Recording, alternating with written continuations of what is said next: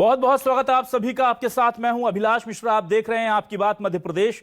मध्य प्रदेश में पंचायत चुनाव को लेकर कंफ्यूजन लगातार बना हुआ है। मध्य प्रदेश में परिसीमन और रोटेशन पर उलझन जारी है। मामला सुप्रीम कोर्ट में है। उधर कोर्ट में मामला होने से पंचायत चुनाव को लेकर उत्साह अब तक फीका ही दिख रहा है। नामांकन जारी होने के बाद शुरुआती 2 दिनों में इक्का दुक्का प्रतिनिधियों ने ही अपने पर्चा दाखिल किया है। उधर इस सबसे अलग कांग्रेस और बीजेपी ने सियासी लड़ाई को चरम पर पहुंचा दिया है। दोनों एक दूसरे पर वार पलटवार कर रहे हैं और सुप्रीम कोर्ट में लगातार तारीख पर तारीख मिल रही है, क्योंकि महाराष्ट्र के पंचायत चुनाव को लेकर एक याचिका लगी हुई थी जिसे मध्य प्रदेश की इस याचिका के साथ क्लब कर लिया गया है और अभी तक इस पूरे मामले को लेकर मध्य प्रदेश की सुनवाई जो है वो शुरू नहीं हो पाई है। उम्मीद है कि कल ये सुनवाई होगी और तब तक पंचायत चुनाव को लेकर असमंजस जारी रहेगा।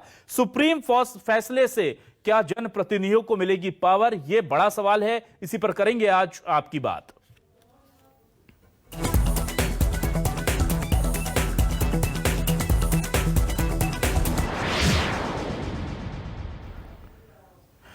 तो आइए सबसे पहले देख लेते हैं कि क्या कहना है बीजेपी कांग्रेस का इस पूरे मामले को लेकर। आपको बता दें कि सुप्रीम कोर्ट में कांग्रेस के नेता गए हैं और उनका कहना है कि आरक्षण और परिसीमन पिछले साल के रद्द कर 2014 के आरक्षण और परिसीमन पर चुनाव कराने के पीछे बीजेपी की मंशा सियासी है और बीजेपी का कहना है कि यह नियम तय की गई प्रक्रिया है, क्योंकि 1 साल तक अगर किसी भी परिसीमन आरक्षण के बाद चुनाव नहीं होते हैं तो वो परिसीमन स्वतः ही निरस्त हो जाता है। ऐसे में जो कुछ हो रहा है वो कानून के दायरे में हो रहा है। सुनिए।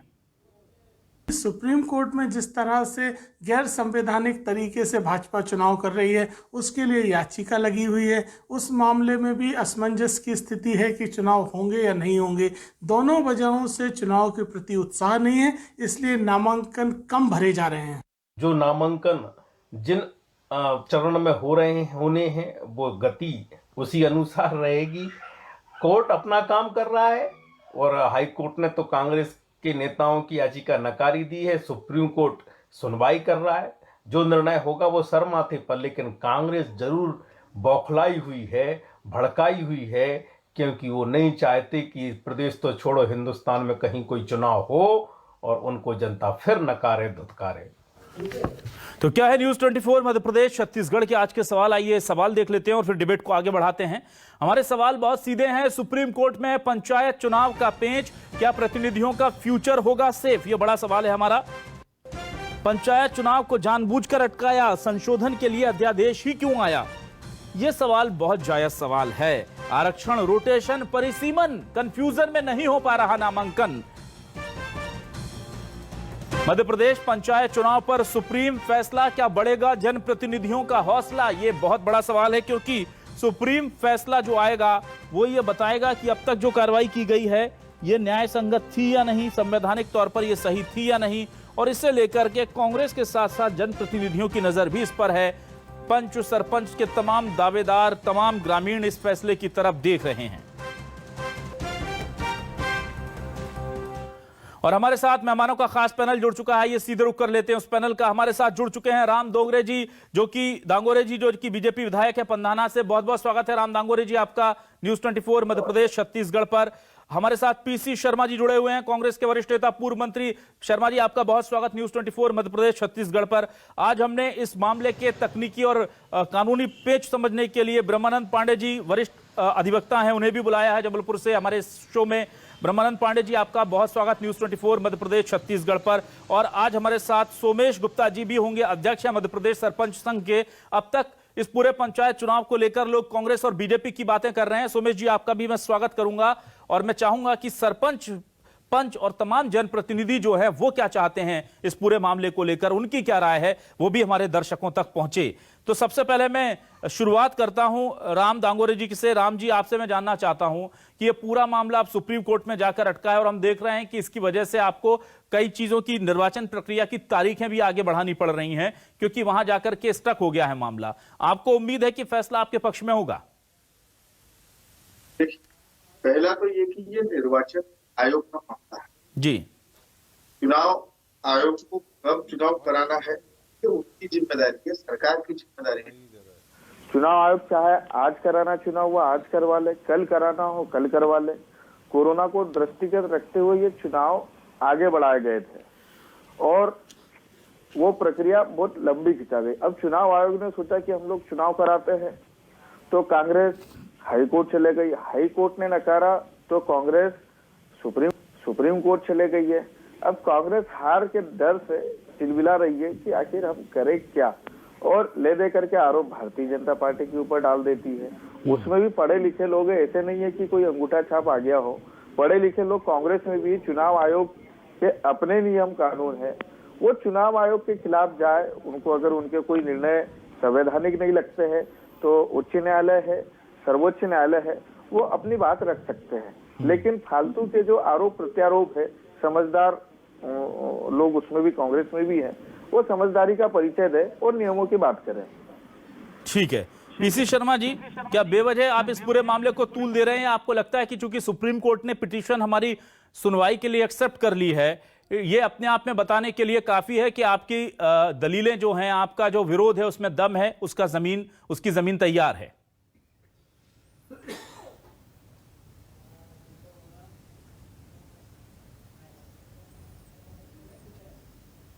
पीसी शर्मा जी, आप हमें सुन पा रहे हैं? हाँ, मैं सुन रहा हूँ, मैं बोल भी रहा हूँ जी बोलिए। भाई, कांग्रेस कोई ना हाई कोर्ट में गई, तो सुप्रीम कोर्ट में गई। कांग्रेस जो लोग प्रभावित हो रहे थे वो गए कोर्ट में, लेकिन कांग्रेस का इसमें सीधा कहना यह है कि ये कमलनाथ जी की सरकार थी, विधानसभा में पारित हुआ, कैबिनेट में पारित हुआ और नए परिसीमन और आरक्षण कराए गए और उसमें 1000 पंचायत बढ़ गई। तो भाई ये इसमें रोटेशन नहीं होता है कि एक ही अगर वो आरक्षण नहीं होगा, पंचवन नहीं होगा, तो एक ही तरह के लोग बार बार आएंगे। ये सब इसलिए किया गया था। और विधानसभा और लोकसभा में भी 20 साल के अंदर परिसीमन और आरक्षण बदलते हैं, वही चीज की गई थी। और ये 73वें 74वें अमेंडमेंट है, ये विधानसभा को वो मिला था, हक मिला था और उस के तहत ये सब किया गया था। अध्यादेश के जरिए ये कहना कि 2014 के पंचीमन और आरक्षण में हो, ये गलत है। ये बात हम लोग कह रहे हैं, ये कांग्रेस पार्टी कह रही है। कांग्रेस पार्टी चुनाव लड़ना चाहती है, चुनाव से कोई भाग नहीं रही है, लेकिन जो फैसला इन्होंने अध्यादेश के जरिए किया है ये असंवैधानिक है, इसके खिलाफ कांग्रेस पार्टी बात कर रही है। और ऐसे तो ये होगा कि देखा कि 1 साल में सब खत्म हो जाता है जो आरक्षण परिसीमन। इस तरह से जो नगर निगम नगर पालिका के हुए थे, 1 साल से ज्यादा हो गए, 2 साल हो गए, ये भी खत्म होना चाहिए। ठीक है सर, 2014 के हिसाब से कराओ। ठीक, ये जिस तरह से और ये सब जाने के लिए लूपहोल भी छोड़ दी है सरकार ने, भारतीय जनता पार्टी की, और कोर्ट में जाके स्टे मिल जाए। ठीक है सर, ये मंशा है भाजपा की सरकार। ठीक है सर। मैं आता हूं सोमेश गुप्ता जी आपके पास और फिर मैं ब्रह्मानंद जी का रुख करूंगा। सोमेश जी, मैं आपसे जानना चाहूंगा, क्या आपको लगता है कि ऑलरेडी 2.5 साल से आप लोग अपने अधिकारों के लिए, अपने जनप्रतिनिधित्व के लिए वेट कर रहे हैं और उसके बाद अब कानूनी पेचीदगियों में यह मामला फंस गया है? क्या आपको लगता है इसके पीछे केवल तकनीकी कारण है या जानबूझ करके अटकाया जा रहा है ताकि जनप्रतिनिधियों की जगह वो कुछ अधिकारी, गिने चुने अधिकारी ही इन तमाम पदों पर बैठ करके वहां पर निर्णय लेते रहें? पहले तो ये जो परिसीमन हुआ था, परिसीमन से मध्य प्रदेश के बहुत सारे सरपंच साथियों को और पंचायतों को परिसीमन में बहुत सारी त्रुटियां थी। अगर कोई पंचायत बीच में पड़ती है तो 20 से 1 पंचायत छोड़ के अगली पंचायत का परिसीमन को अलग कर दिया गया, जो पंचायत से गांव अलग होनी चाहिए। इसमें बहुत सारी त्रुटियां थी और 1 वर्ष से 1.5 वर्ष हो गया है आरक्षण को। पंचायती राज में अगर 1 वर्ष तक आप आरक्षण करने के बाद अगर चुनाव नहीं कराएंगे और पंचायतों में जो हम लोगों को 2 वर्ष का, जो कोरोना काल में अगर या तो आप 5 वर्ष में चुनाव करा देते, लेकिन 2 वर्ष जो हम लोग को कोरोना काल में सरपंचों ने जितने अच्छे से कार्य किया है, मेरा मानना है कि जो सरकार ने ये निर्णय लिया है, हम लोगों को पुनः मौका देने का जो कार्य किया है, यह मैं उचित मानता हूँ। आप चाहते हैं कि ये ठीक है, पुनः मौका मिलना चाहिए? बिल्कुल। मैं आता हूं ब्रह्मानंद पांडे जी आपके पास। सर, एक महाराष्ट्र की भी ऐसी ही पिटीशन है जिसे क्लब किया है सुप्रीम कोर्ट ने। मैं तकनीकी आधार पर जानना चाहता हूं कि कितना पेचीदा यह मामला है। क्या इसे सियासी तौर पर जबरन लटकाया जा रहा है या सच में इसमें ऐसे कुछ पॉइंट हैं जिन्हें सुनना और कानूनी पेचों से उन्हें निकालना बहुत जरूरी हो जाता है, क्योंकि ये तमाम ग्रामीण विकास से जुड़ा हुआ मामला है।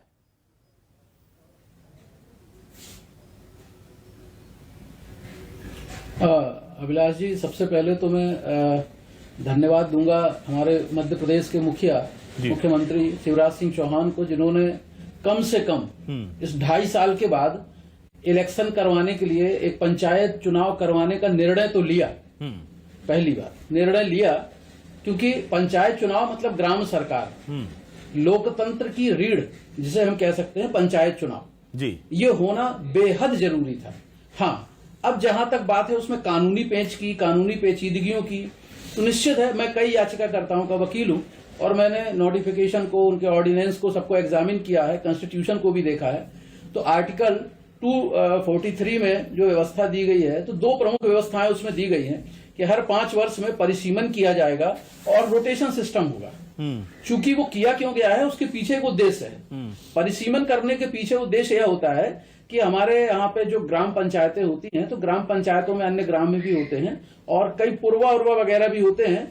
तो अगर पास से लगे हुए कोई भी पूर्व जिनकी जनसंख्या इतनी बढ़ गई है, उन्हें उन ग्राम पंचायतों में जोड़ दिया जाता है। और चूंकि वहां के जो गांव के लोग हैं, पास की नजदीकी ग्राम पंचायत में जुड़ जाने के कारण उनके भी जो पंचायत संबंधी अधिकार हैं वो उनको मिलते रहते हैं। इस कारण से इस व्यवस्था के तहत एक परिसीमन की व्यवस्था की गई है। और दूसरा जो व्यवस्था की गई है वो रोटेशन की व्यवस्था की गई है।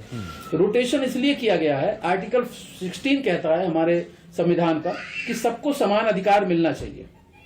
उस समान अधिकार को देने के लिए आपका रोटेशन की व्यवस्था की गई है। एक पंचवर्षीय में जनरल का होगा, एक पंचवर्षीय में ओबीसी का होगा, एक पंचवर्षीय में एससी, मतलब इस तरह से सभी तरह के कैंडिडेट्स को उसमें लोकतंत्र में भाग लेने का मौका मिले और सभी लोग जो है इस हमारे लोकतंत्र के उसमें भागीदारी करें। अब चूंकि 2014 ये जो लागू कर दिया परिसीमन 2014 का, 2000 जब अभी कमलनाथ सरकार जी में 2018-19 में जो बनाया गया था, जो उन्होंने रोटेशन चालू किया, उसमें भी बड़ी विसंगतियां थी। ठीक है, वो देखने से ये पता चलता था कि इसमें सिर्फ अपने लोगों को अबलाइज करने के लिए कहीं ना कहीं से उन्होंने वो बना दिया, वो भी चैलेंज किया गया था। अब बात यह है कि आज अगर 2014 का परिसीमन लागू कर देंगे, रोटेशन सिस्टम लागू कर देते हैं, तो कहीं ना कहीं जो समान अवसर की व्यवस्था है, आर्टिकल 16 है, सबको समान अवसर मिलना चाहिए, वो कहां मिलेगा? 2014 में जो सीट थी जिस वर्ग के लिए आरक्षित थी, वही वर्ग आज भी उसमें चुनाव लड़ेगा।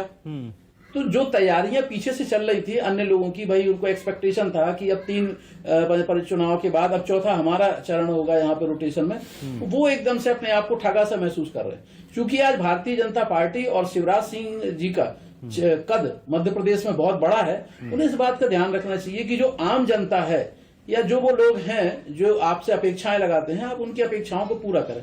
दूसरा सबसे बड़ी बात, ऑर्डिनेंस आपने एक तैयार किया और ऑर्डिनेंस के आधार पे आप चुनाव करा रहे हैं। क्या ऑर्डिनेंस से सबसे प्रमुख बात, महत्वपूर्ण बात यह है कि क्या किसी भी ऑर्डिनेंस को इसलिए बनाया जाना चाहिए कि वो कॉन्स्टिट्यूशनल मैंडेट्स को बाईपास कर दें, या उनको इसलिए बनाया जाना चाहिए कि हम जो स्टैट्यूटरी प्रोविजंस हैं, हम जिन्हें कहते हैं विधिक व्यवस्थाएं, जो कि विधानसभा में एक तरह से कानून बनते हैं, उनको कानून बनने की एक प्रक्रिया है, संवैधानिक व्यवस्था है और वो बनके तैयार होते हैं। हम एक ऑर्डिनेंस बनाते हैं, उन पर चर्चा भी नहीं होती है और उसको लागू कर देते हैं और हम कहते हैं साहब पंचायत चुनाव हम कराने लगे, वो काम करने लगे। अब एक ऑर्डिनेंस की वैलिडिटी 6 महीने होती है। ठीक है, 6 महीने तक हमने चुनाव करा लिए, अब इसके बाद हमने उस पर चर्चा कराई, अब वो एक्ट नहीं बन पाया मैक्सिमम। जब अगर वो एक्ट नहीं बन पाया चुनाव के बाद, तब क्या व्यवस्था होगी? वो जो लोग चुन लिए जाएंगे, क्या इस वो व्यवस्था वापस के तहत चुन लिए जाएंगे, पंच सरपंच जो भी बन जाएंगे, क्या उनको हटाएंगे? बिल्कुल। तो ये बड़ा तकनीकी पेच है, वापस उन्हें हटाएंगे, पहली बात। दूसरा, अगर सुप्रीम कोर्ट मान लीजिए उसको अगर अभी स्टे नहीं, हाँ, अब सुप्रीम कोर्ट ने सपोज मान लीजिए उसको फर्स्ट प्राइमा फेसाई स्टे नहीं किया, कुछ कानूनविद कह रहे हैं, मैंने देखा सरकार के पक्ष से, कि आर्टिकल 214E में ये व्यवस्था है कि अगर नोटिफिकेशन चुनाव के लिए जारी हो गया है, तो वो कह रहे हैं कि साहब उसको स्टे नहीं किया जा सकता। बिल्कुल गलत प्रचार है ये। ऐसा नहीं है कि स्टे नहीं किया जा सकता। महाराष्ट्र के केस में हमने स्टे 2014 देखा में है। नगर निगम चुनाव को स्टे किया था हमारे हाई कोर्ट ने, मध्य प्रदेश हाई कोर्ट ने। ना स्टे किया और था। ब्रह्मानंद पांडे जी, अगर मैं सही हूं तो महाराष्ट्र के केस हाँ, में स्टे जो हुआ, वहाँ भी याचिका हुआ हुई है, है। स्टे हुआ है। इस तरह से ये तो गुमराह करने वाली बात। ठीक है, मैं आता हूं राम दांगोरे जी के पास। राम जी, मैं आपसे जानना चाह रहा हूं सर, देखिए ये बहुत बेसिक सी चीज है कि एक तो ऑर्डिनेंस यानी अध्यादेश ला करके इस चुनाव को हमने इनिशिएट किया, उसके बाद इसमें हमने कुछ ऐसे क्लॉज डाल दिए जैसे कि आप 2014 के परिसीमन और आरक्षण पर जाएंगे, तो ये तो बहुत स्वाभाविक सी बात थी कि इसको लेकर के लोग कोर्ट चले जाएंगे। ये तो बहुत स्वाभाविक सी बात थी कि इसको लेकर के उनके पास बड़ा आधार हो जाएगा। तो क्या क्यों ना ये बहुत स्वाभाविक सा मान लिया जाए कि बीजेपी ने स्वाभाविक तौर पर कोशिश की है कि ये चुनाव जाकर के कोर्ट में फंस जाए, ऐसा आरोप लग रहा है। अभी पीसी शर्मा जी भी कह रहे थे कि जानबूझ करके लूप होल आपने छोड़े थे कि अटक जाए जाकर के, बस नाम आपका ना लगे। देखिए, मैं पहले भी बता चुका हूं कि ये मध्य प्रदेश चुनाव आयोग का मामला है। ठीक है, क्योंकि कांग्रेस विपक्ष में बैठी हुई है, इसलिए आरोप प्रत्यारोप इनके द्वारा लगाया जाना स्वाभाविक है। क्योंकि लोकतंत्र की बहुत अच्छी व्यवस्था है कि विपक्ष के द्वारा आरोप लगाए जाते हैं। अगर विपक्ष नहीं होगा तो सरकार कैसे काम करेगी। लेकिन क्योंकि इलेक्शन कमीशन से जुड़ा हुआ यह मामला है, सीधे इसके निर्णय स्वयं इलेक्शन कमीशन करता है। कांग्रेस की सरकार हो चाहे भारतीय जनता पार्टी की सरकार हो, इसमें सारे स्वतंत्र निर्णय इलेक्शन कमीशन करता है। ठीक है। जो आरक्षण पास हुआ था वो विद इन 1 ईयर का था, अब 1 ईयर से ऊपर एक्स्ट्रा टाइम निकल गया, तो उसके ही प्रावधान थे कि उस आरक्षण को रद्द कर दिया जाएगा। अगर इनको ऐसा लगता है कि मध्य प्रदेश चुनाव आयोग ने कुछ गलत करा है, तो मैं फिर कह रहा हूं, ये उच्च न्यायालय जा सकते हैं, ये सर्वोच्च न्यायालय जा सकते हैं। माननीय न्यायालय जो निर्णय लेगा वो पूरी जनता को स्वीकार होगा और हम लोगों को भी स्वीकार होगा। ठीक है।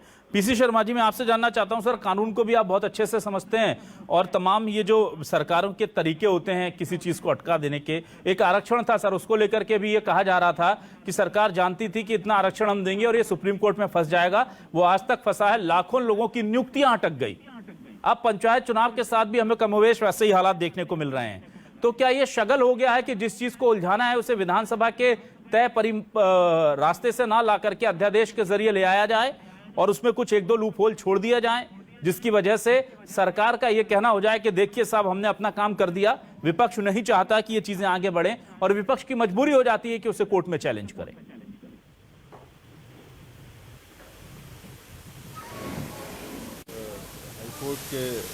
इससे सच्ची में स्पष्ट हो गई है कि ये भारतीय जनता पार्टी ने इन चुनावों को उलझाने के लिए ये अध्यादेश जारी किया। जो विधानसभा में पारित हो गया है, वो बन गया कानून, उसको अध्यादेश कैसे रोक सकता है? और कहा ठीक कहा पांडे जी ने कि मान लो चुनाव हो गए उसके बाद रुक गया तो ये सबको हटा देंगे क्या? कुल मिला के उलझाने वाली बात है। राम दांगोरे जी मैं समझता हूँ कि वरिष्ठ विधायक हैं पंधाना के, और ये सब चीजों को समझ रहे हैं, इसलिए वो केवल चुनाव आयोग की बात कर रहे हैं। हम जानते हैं कि चुनाव आयोग जो है सरकार के इशारे पे चलता है और इसलिए उन्होंने चुनाव आयोग डाल दिया। ना शर्मा जी, आप ये बड़ा आरोप लगा रहे हैं, सरकार के इशारे पर चलता है सर चुनाव आयोग। ये टिप्पणी आपकी सर, मैं माफी चाहूंगा सर।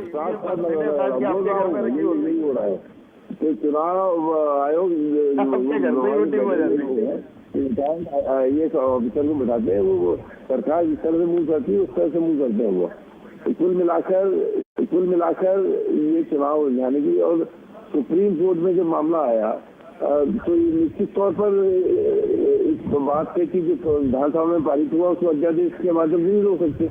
और दूसरी चीज जो कह रहे हैं विधायक जी राम दांगोरे जी कि ये परिसीमन 1 साल में कैंसिल हो जाता है, तो नगर पालिका नगर निगम के जो आरक्षण है कि ये भी कैंसिल हो जाएंगे स्वतः?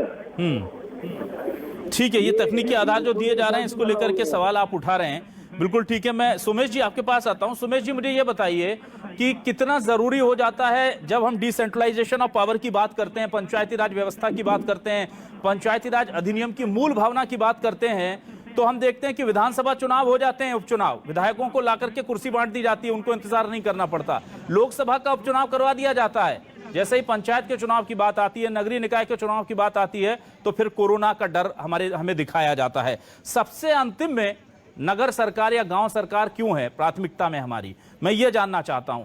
क्योंकि वहां तो विकास अगर ग्रामीण क्षेत्रों में रुक जाएगा तो पूरे देश का रुक जाएगा।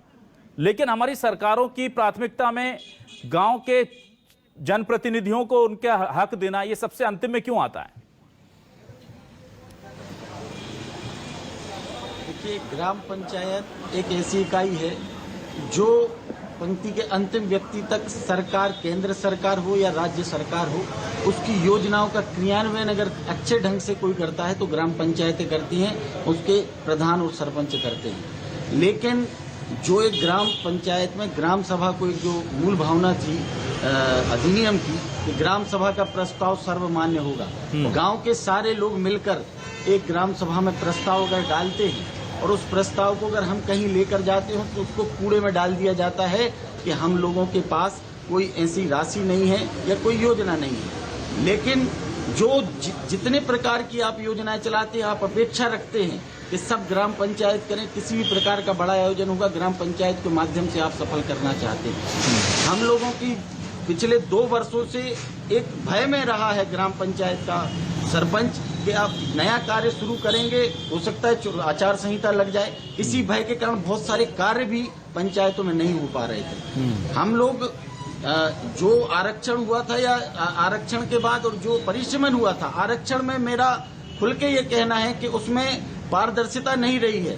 उसमें पारदर्शिता नहीं रखी, उसमें व्यक्तिगत किसी को लाभ देने के लिए उसमें ऐसा किया गया है। और जल्द से जल्द चुनाव का हम सभी लोग चाहते हैं, लेकिन आरक्षण की प्रक्रिया जो हुई थी वो गलत हुई थी। और अगर हमारे जब सब सरपंचों ने इतना अच्छे से कार्य किया, अगर पुनः वही पुराने आरक्षण पे चुनाव होना है तो उसमें किसी को आपत्ति नहीं होनी चाहिए। ठीक है, मैं आता हूं ब्रह्मानंद पांडे जी आपके पास। सर, आपसे ये जानना चाह रहा हूं कि ये आधार जो है अध्यादेश के जरिए जनप्रतिनिधि अधिनियम की या पंचायत अधिनियम की मूल भावनाओं को ठेस पहुंचाना, ये सुप्रीम कोर्ट में इससे पहले ऐसे कई केस आए हैं। तो किस तरह के केसेस के डिसीजन होते हैं सर? क्या हमें पुराने केसेस से सीख मिलती है? क्या नजीरें पेश की गई हैं सुप्रीम कोर्ट की? और कांग्रेस या ऐसे लोग जो परिवादी हैं इस पूरे मामले को लेकर, उन्हें कितना भरोसा रखना चाहिए अपनी जीत का?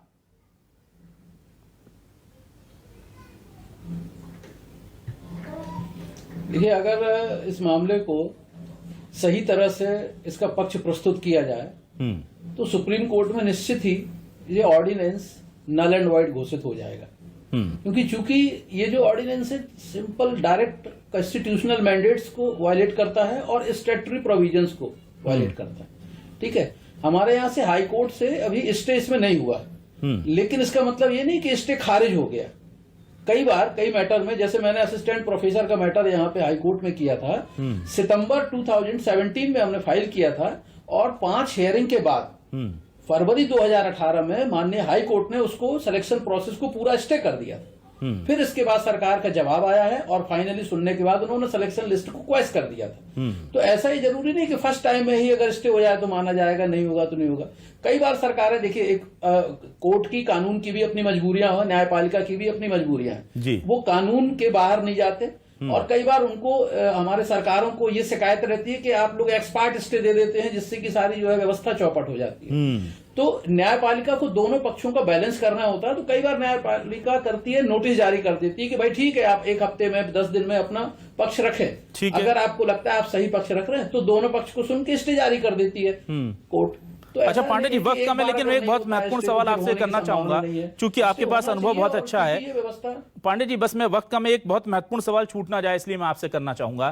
क्या आपको लगता है कि कोर्ट में जाने के बाद फिलहाल पंचायत इलेक्शंस की जो इंतजार कर रहे हैं उन्हें तय है कि थोड़ा इंतजार ज्यादा करना होगा, या आपको लगता है कि नहीं, इसमें जल्द से जल्द फैसला आ सकता है? अभी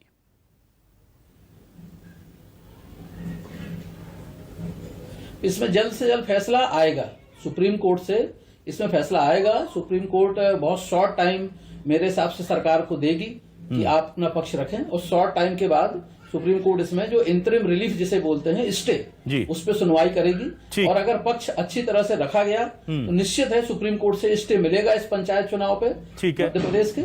और आगे जो है ये निश्चित ऑर्डिनेंस नल एंड वाइड भी घोषित होगा। ठीक, पीसी शर्मा जी, आपसे मैं जानना चाहूंगा सर, क्या आपको लगता है कि इस पूरे मामले को लेकर के सही ढंग से पैरवी हो जाएगी और फैसला जो है वो आपकी इच्छा के अनुरूप होगा?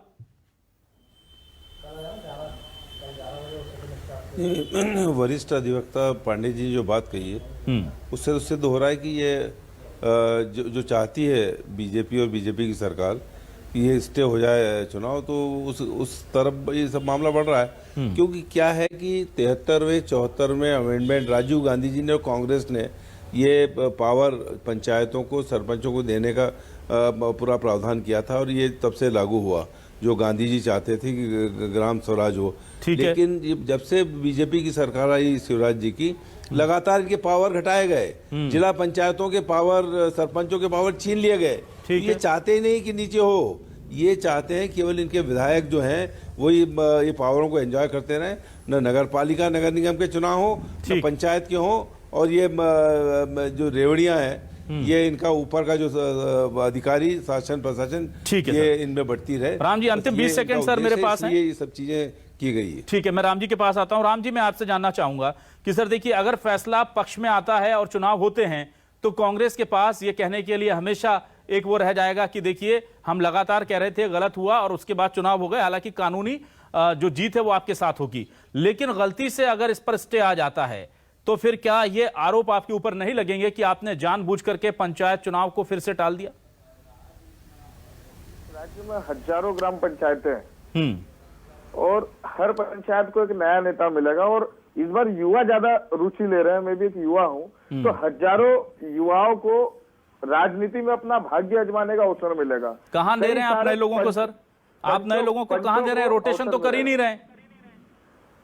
हम तो दे रहे मौका, मैं खुद युवा हूं, मुझे मौका दिया पार्टी ने। रोटेशन कहां हो रहा है सर, बताइए। वही तो मांग की जा रही है सर। वक्त खत्म हो गया है, लेकिन चूंकि बहुत जरूरी, आप 10 सेकंड करेंगे या मध्य प्रदेश चुनाव आयोग करेगा, आप ये बताइए पहले। जी सरकार हम करेंगे या मध्य प्रदेश चुनाव आयोग करेगा? अब फिर वो पीसी शर्मा जी ने जहां से बात शुरू की थी सर, वहां बात जाकर के फिर नया डिबेट शुरू होता है वहां पर। सबसे पहले लागू करने वाला मध्य प्रदेश है जी। राजस्थान ने प्रयास किया था और मध्य प्रदेश ने इसको लागू करा है। ठीक है, और हम चाहते हैं कि युवा आगे आए। आज हजारों की संख्या में युवा चुनाव लड़ेंगे और सबसे ज्यादा यूथ जो है भारतीय जनता पार्टी के पास में है। ये चुनाव होते हैं तो सबसे ज्यादा फायदा भारतीय जनता पार्टी को होगा, क्योंकि जो युवा हमसे जुड़े हैं वो पंचायत में आएंगे, सरपंच बनेंगे, पंच बनेंगे। ठीक है तो सर, हमारी पावर बढ़ेगी उसमें। बिल्कुल सर। देखिए यहाँ पर कुल मिलाकर के पंचायत चुनाव को लेकर के एक बात बहुत स्थिति साफ है कि ये इतने कानूनी पेचीदगियों में उलझ गया है कि सरपंच और पंच और वहां के जनप्रतिनिधि गांव के समझ नहीं पा रहे कि हमारे साथ ये जो सब हो रहा है, ये हमारी हक की लड़ाई के लिए कोर्ट गए हैं या हमारे साथ खेल कर रहे हैं। दरअसल हमारे ग्रास रूट जनप्रतिनिधियों की ये दुविधा है, ये विडंबना है, ये उनका दुर्भाग्य है कि उनके नाम पर सुप्रीम कोर्ट, हाई कोर्ट, सदन, संसद सब जगह हंगामा होता है, लेकिन उनके फैसलों में उन्हें शामिल कभी नहीं किया जा सकता। ये विसंगति कह लीजिए या फिर दुर्भाग्य कह लीजिए कि इनके मुस्तकबिल पंच सरपंच कौन होंगे, कैसे होंगे उनके चुनाव, इसमें पंच सरपंचों की राय नहीं ली जाती। उनसे पूछा नहीं जाता कि हम आरक्षण कर दें नहीं करें, उनसे पूछा नहीं जाता। ये तय कौन करते हैं? ये तय कर देते हैं सरकार में बैठे लोग, सत्ता में बैठी हुई पार्टियां, चाहे बीजेपी हो या कांग्रेस के लोग। तो ऐसा अगर हमारा डेमोक्रेटिक सिस्टम रहेगा जहां ग्रास रूट लेवल का आदमी अपने क्षेत्र के विकास और अपने अधिकारों को लेकर के ही दूसरों पर निर्भर रहेगा, तो फिर इस डेमोक्रेसी को लेकर फिर इस तरह की दुविधाएं और पेचीदगियां बनी रहेंगी। बहुत बहुत शुक्रिया राम दांगोरे जी, पीसी शर्मा जी, सोमेश गुप्ता जी, ब्रह्मानंद पांडे जी, आपका हमारे साथ इस डिबेट में शामिल होने के लिए। तमाम दर्शकों का भी शुक्रिया।